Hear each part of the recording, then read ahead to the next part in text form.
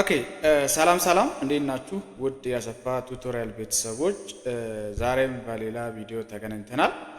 ኢኮኖሚክስ ግሬድ 9 ፓርት 1 introduction to economics or what does mean the term economics and what are the branches of economics and what's the difference between microeconomics and macroeconomics and approaches to studying economics and methods to analyze economics are basic point which will be discussing in this video.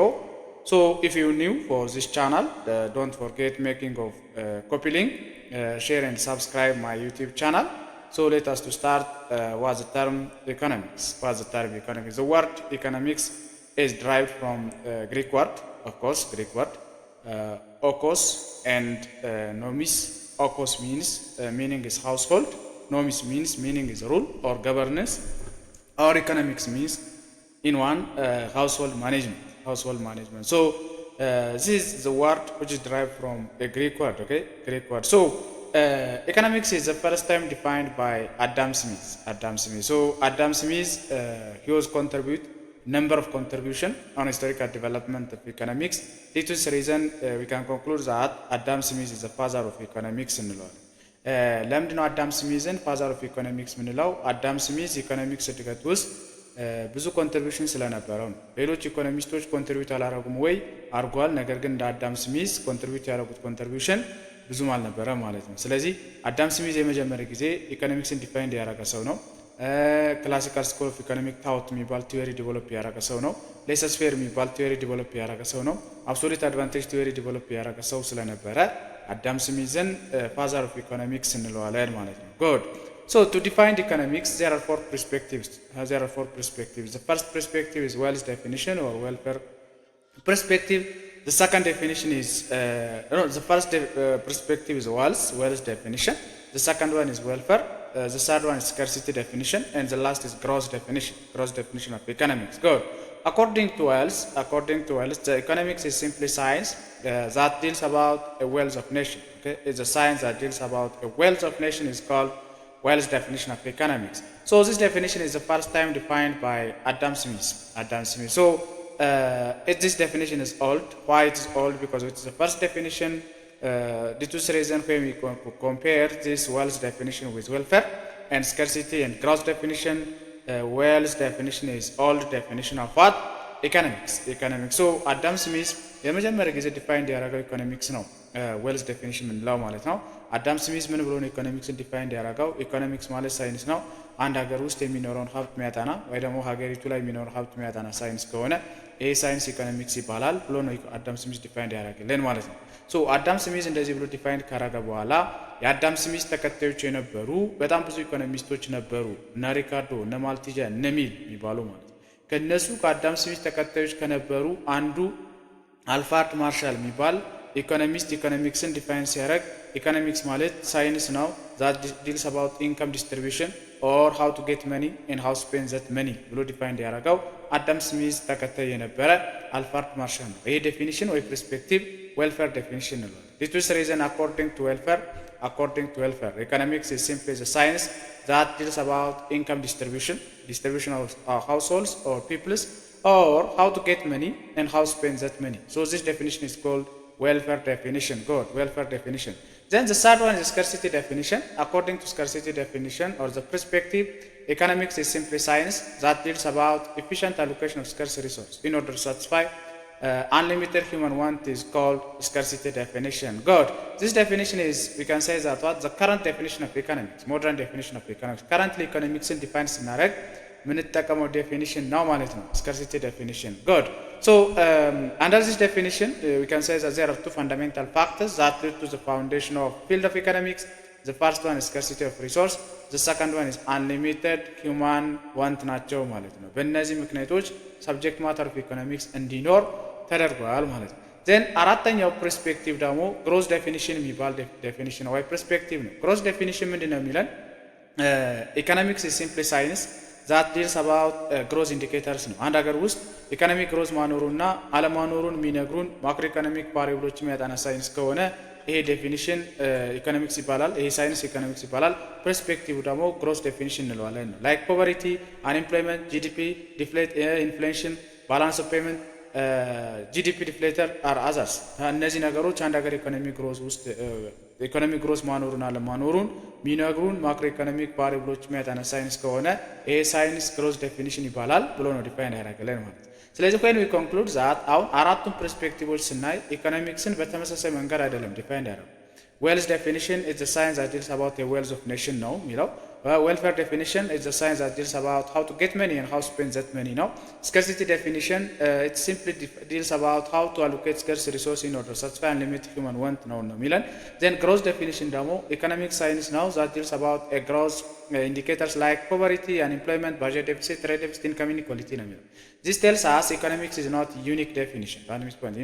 Economics is not unique science, not a unique definition. It is two or more than two definition.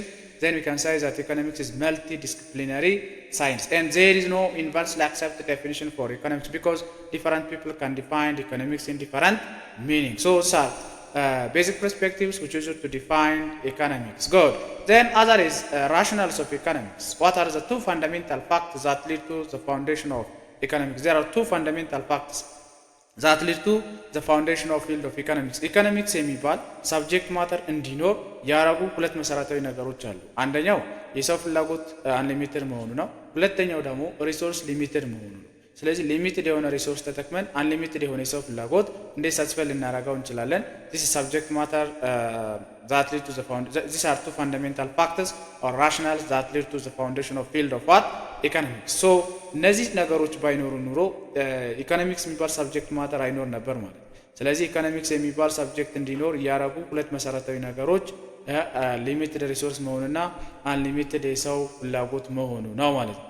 So other scope of economics, in modern economics there are two branches of economics: microeconomics and macroeconomics. Micro means small, macro means large. Microeconomics means simply is a branch of economics that deals about very small economic unit, or individual economic unit, or single economic unit is called microeconomics. Is a branch of economics that deals about small economic unit. Individual economic unit is called microeconomics, and a branch of economics that deals about aggregate level of economy, or the whole level of economy, or the large level of economy is called macroeconomics.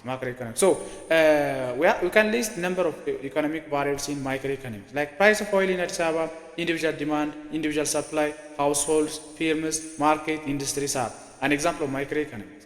Macroeconomics, national income accounting, GDP, JNP, monetary policy, fiscal policy, GDP deflator, unemployment, balance of payment disequilibriums are an example of macroeconomic variables. Okay, macroeconomic variables. I think it's okay. What's the difference between micro and macroeconomics? Don't miss this point. Put in your mind: micro, small; macro, large. Microeconomics means branch of economics that deals about small economic unit. Macroeconomics means is a branch of economics or a type of economics that deals about aggregate level of economy is called macroeconomics. Good. So these are the main difference between microeconomics and macroeconomics. So we can differentiate it. It studies individual economy and it studies the whole economy. Microeconomics deals about individual income but deals about national income. Then its central problem, it is problem of determination of the level. It's the main tool to demand and supply particular commodity, and it's the main tool for aggregate demand and aggregate supply. It helps to solve central problem: what, how, and for whom to produce. Then it helps to solve central problem of full employment and resource in economy, and discuss how the equilibrium of consumer and producers in industry. Then concerned with determination of equilibrium level of income and employment at aggregate level. So these are the main difference between microeconomics and macroeconomics. So put in your mind what's the main difference between micro and macroeconomics. Then other is approaches to study economics. There are two approaches to studying economics: positive and normative economic analysis. So what kind of economic analysis is positive? Simply analyzing of economy based on fact, based on the logic, based on objective is called positive economic analysis. And this economic analysis is tries to answer three basic economic questions: what was, what is, what will be. Don't miss point. Any disagreement in positive economic analysis can be solved by the fact knowledge. Therefore, we can say that poverty and unemployment are the biggest problem in your country, and the life expectancy at the birth rate in Ethiopia is rising. We can say the current inflation rate of Ethiopia is what? ፐርሰንት እነዚህ ስቴትመንቶች ፋክት ከሆኑ ሎጂካል ከሆኑ ፖዚቲቭ ስቴትመንት ናቸው ማለት። ኢኮኖሚ አናላይዝ ስናደርግ ፋክት ላይ ዲፔንድ ከሆነ ኢኮኖሚ አናላይዝ የምናደርገው ይሄ ኢኮኖሚክ አናላይሲስ ፖዚቲቭ ኢኮኖሚክ አናላይሲስ ይባላል ማለት። ፖዚቲቭ ኢኮኖሚክ አናላይሲስ ምን ነበረ፣ አሁን ምን ላይ ነው ያለው፣ ወደፊት ምን ሊሆን ይችላል፣ እነዚህ ጥያቄዎች ለመመለስ ይሞክራል ማለት ነው። ሶ ዛር ቤዚክ ፖይንት ዜን ኖርማቲቭ ምንለው ኢኮኖሚክ አናላይሲስ ደግሞ the type of economic analysis that analyze economy based on opinion or judgment not on objective is called normative economic analysis እንለዋለን። the type of economic analysis that analyze economy based on the opinion or judgment is called normative economic analysis. Good. Therefore, normative economic analysis is tries to answer four basic economic questions: what should be, what could be, what ought to be, and what to be. Okay, so these are basic questions which will be answered by normative economic analysis. Any disagreement in normative economic analysis is answered or solved by what? By voting. Okay, any disagreement in normative economic analysis can be solved by voting. Example, poor people should no pay tax ይለናል። there is no need for intervention of the government in the economy ይላል። እነዚህ ኦፒኒየኖች ናቸው። መንግስት ኢኮኖሚስት ጣልቃ ባይገባ ጥሩ ነው ይላል። ድሃ ግብር ባይከፍል ኢትዮጵያ ታደግ ነበረ ይላል። ስለዚህ እነዚህ ነገሮች ምንድናቸው ማለት ነው? ኤግዛምፕል ኦፍ ኖርማቲቭ ኢኮኖሚክ አናላይሲስ ናቸው ማለት ነው። ሌላኛው ሜትሪክስ ቱ አናላይዝ ኢኮኖሚ ነው። ዜር አር ቱ ሎጂካል ሪዝኒንግ ኢን ኢኮኖሚክስ ኢንዳክቲቭ ኤንድ ዲዳክቲቭ ሎጂካል ሪዝኒንጎች ናቸው ማለት ነው። ዋት ካይንድ ኦፍ ሎጂካል ሪዝኒንግ ኢዝ ኢንዳክቲቭ አናላይዚንግ ኦፍ ኢኮኖሚ ቬሪ ፓርቲኩላር ቱ ጀነራል ኢዝ ኮልድ inductive. Analyzing of economy from particular to general is called inductive. Or sometimes you can say that fact to theory. A group of fact can be theory. A group of theory can be become what? A group of theory can be become model. A group of model can be become law. A group of law can be become policy. Therefore, this kind of economic analysis is called inductive economic analysis in law. ጄኔራል ቱ ፓርቲኩላር ከሆነ ኢኮኖሚን አናላይዝ የሚያደርገው ይሄ ኢኮኖሚክ አናላይሲስ ኢንዳክቲቭ ኢኮኖሚክ አናላይሲስ እንለዋለን። ዲዳክቲቭ ሲምፕሊ አናላይዚንግ ኦፍ ኢኮኖሚ ፍሮም ዋት ጄኔራል ቱ ፓርቲኩላር ነው። ጄኔራል ቱ ፓርቲኩላር ዶንት ሚስ ፖይንት the whole to particular or specific, or we start from policy, from the policy law, from the law model, from the model theory to fact is called deductive economic analysis. Put in your mind what's the main difference between inductive and deductive. Inductive, simply analyzing of economy from particular to general. Deductive, analyzing of economy from general to particular is called deductive economic analysis. Good. Then other is decision making units and circular flow model. In closed economy, there are three decision making units. What is closed economy? Economy, there is no export, there is no import, or there is no relationship between one country with other country. That kind of economy is called closed economy. Therefore, in closed economy, there are three decision making units. The first one is households. Who are households? Households, firm እና government ናቸው decision making units. ስለዚህ households any raw material owners or service providers, raw material providers or key input owners within the economy is called households. They make two decisions. Households የምንላቸው ግባት አቅራቢዎች ናቸው። ማንኛውም ግባት ኢኮኖሚ ላይ የሚሸጡ ሃውስሆልድስ ይባላሉ ማለት ነው። ሃውስሆልዶች ሁለት አይነት ዲሳይድ ያደርጋሉ። ሪሶርስ ይሸጣሉ። ለማን ነው የሚሸጡት? ወይ ለፊርም ወይ ለገቨርንመንት ማለት ነው። መልሶ ፊኒሽ ፕሮዳክት ይገዛሉ ወይ ጉድን ሰርቪስ ይገዛሉ። ከማን ነው የሚገዙት? ከፊርም ወይ ደግሞ ከገቨርንመንት ሊገዙ ይችላሉ ማለት ነው። With this reason we can conclude that households are their owners of resource. They make two decisions. The first one is selling of resource either to firm or the government and buying of finished product or goods and services from firm or governments are two roles or decisions of what? Households. Then the second one is who are firms. Firms are simply they are businessmen. They are owners of finished product. They are owners of goods and services within the economy is called firms. የሆነ ሮ ማቴሪያል ገዝቶ ይህን ሮ ማቴሪያል ወይ ሪሶርስ ተጠቅሞ ምርትን የሚያመርቱ ወይ ሰርቪስ ፕሮቫይድ የሚያደርጉ ሁሉ ፊርምስ እንላቸዋለን ማለት ነው። ፊርምስ don't miss point. Then the first decision for the firm is buying of economic resource.